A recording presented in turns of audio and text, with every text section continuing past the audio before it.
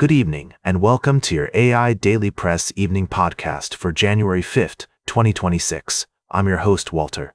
Firstly, Denmark and several European allies have announced plans to increase their military presence in Greenland, sending a strong signal of intent to the United States amidst ongoing tensions over the vast Arctic island security. This move comes as a response to U.S. President Donald Trump's repeated claims that China and Russia have designs on Greenland. Secondly, we're following the escalating tensions between the United States and Venezuela. U.S. forces have seized a sixth oil tanker linked to Venezuela as part of an ongoing quarantine on sanctioned oil tankers going in and out of the country. This move is seen as an effort to pressure the government of President Nicolás Maduro to step down. Lastly, we're looking at the situation in Greenland and Venezuela in the context of global geopolitics.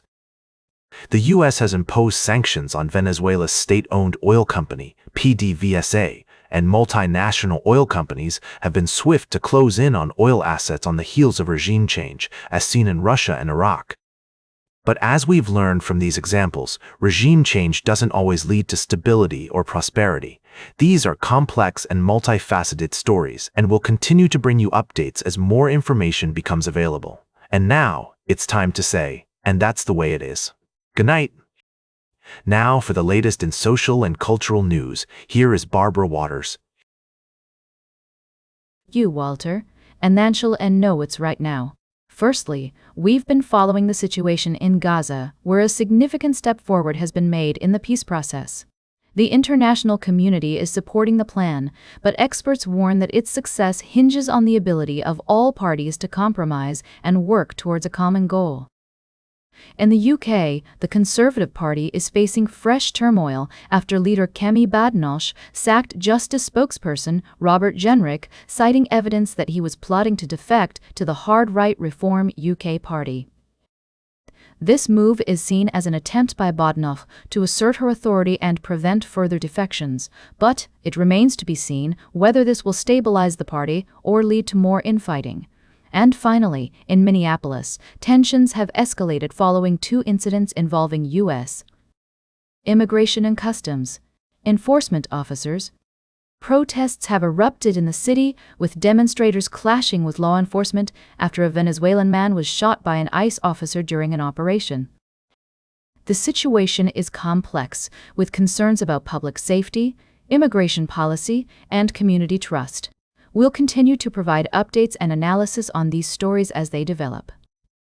Now, for the latest in business and finance, here is Louis Riskweiser. Thank you, Barbara.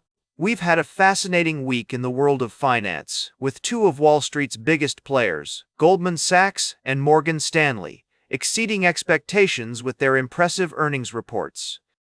Both banks have seen strong performances in their wealth management divisions, with Morgan Stanley's unit generating a record $18.8 billion in net revenue for the full year.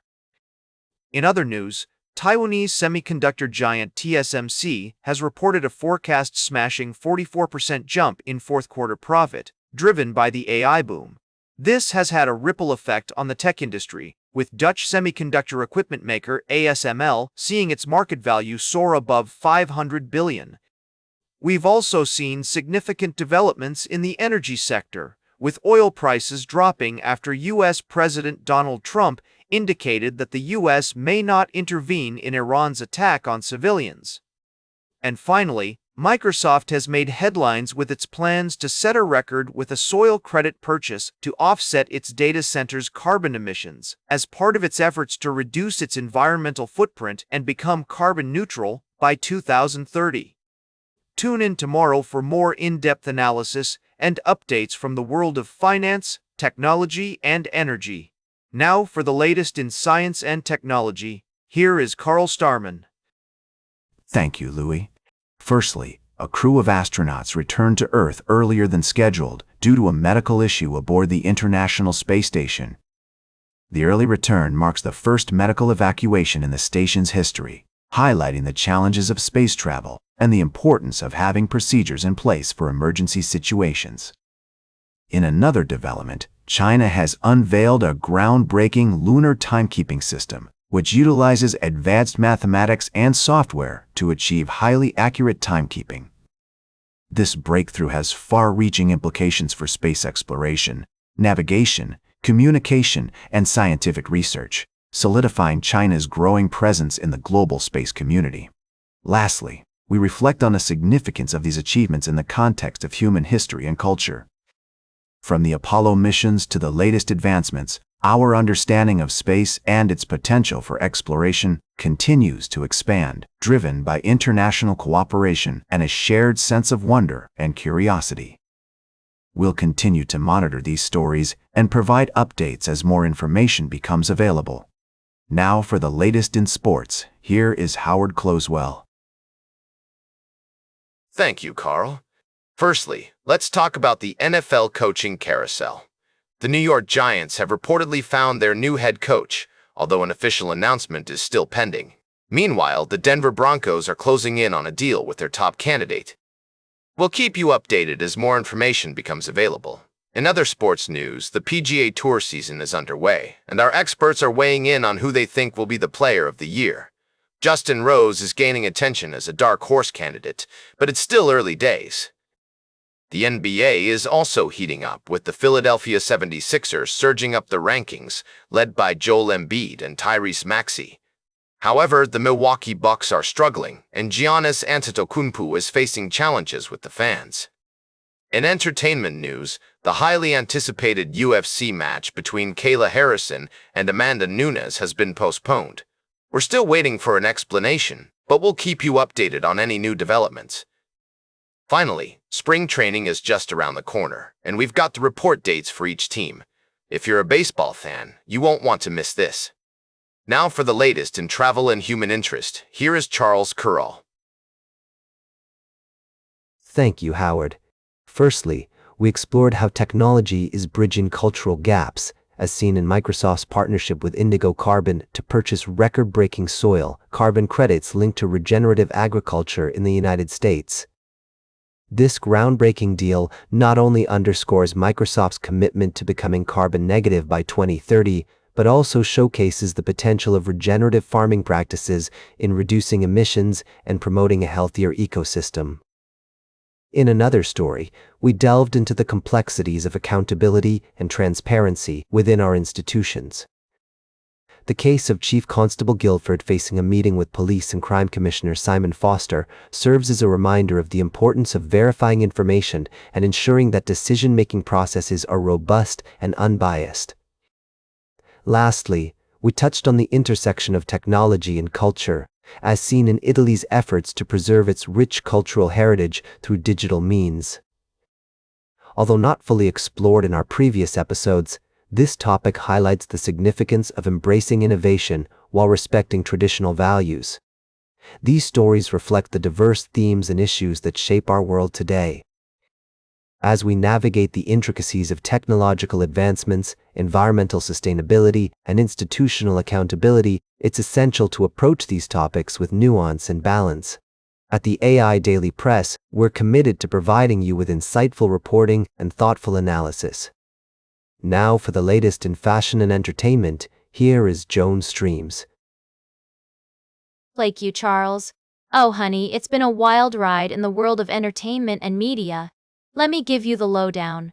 First up, we've got Prince's music making a comeback, with some of his most iconic hits topping the charts once again. Then, we've got the fascinating story of Anne Lee, a journalist who shares her name with a trailblazing feminist icon from history. And if that's not enough, Amal Rajan is shaking things up in British broadcasting by leaving his post at BBC Radio's Today programme to launch his own company. So buckle up and get ready for some exciting changes in the world of media. Trust me on this one, folks, it's going to be a wild ride. Now for the latest in nature and environment, here is David Nature. Thank you, Joan. Firstly, we explored the alarming discovery of how climate change is affecting mosquito populations, leading to increased disease transmission risks. Our investigation revealed that rising temperatures are altering the life cycles of these insects, making them more efficient at spreading diseases like malaria and dengue fever.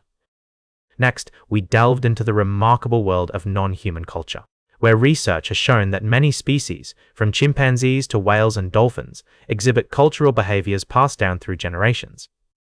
This groundbreaking finding challenges our assumptions about human exceptionalism and highlights the importance of preserving biodiversity by considering the cultural knowledge of other species.